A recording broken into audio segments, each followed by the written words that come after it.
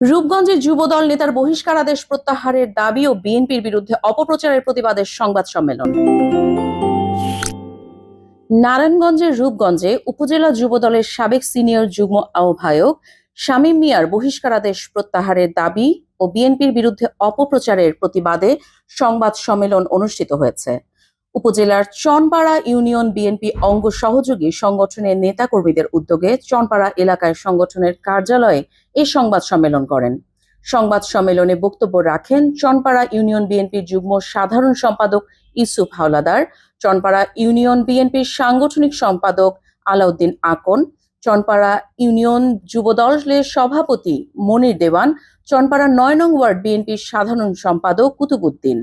বক্তারা জানান, গত 18 মার্চ অটোরিকশা চালক হাসিব হত্যার ঘটনাকে কেন্দ্র করে যুবদল নেতা শামীম মিয়ার বিরুদ্ধে অপপ্রচার চালিয়ে বিভ্রান্তিকর তথ্য দেওয়া হয়েছে। তদন্ত ছাড়াই শামীম মিয়াকে বহিষ্কার করা হয়েছে।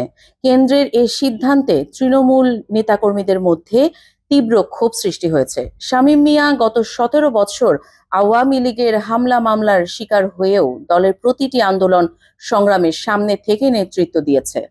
শামীম চনপাড়াকে মাদক মুক্ত করতে দলের নেতাকর্মীদের সাথে নিয়ে মাদক কারবারিদের বিরুদ্ধে আন্দোলন সংগ্রাম গড়ে তুলেছে। তাই তার বিরুদ্ধে অপপ্রচার চালাচ্ছে মাদক কারবারিরা। তথ্য ও চিত্র মাসুম মিয়া, রূপগঞ্জ প্রতিনিধি। কাজী ইশরাত জাহান দৃষ্টি, বাংলাদেশ নিউজ টুডে।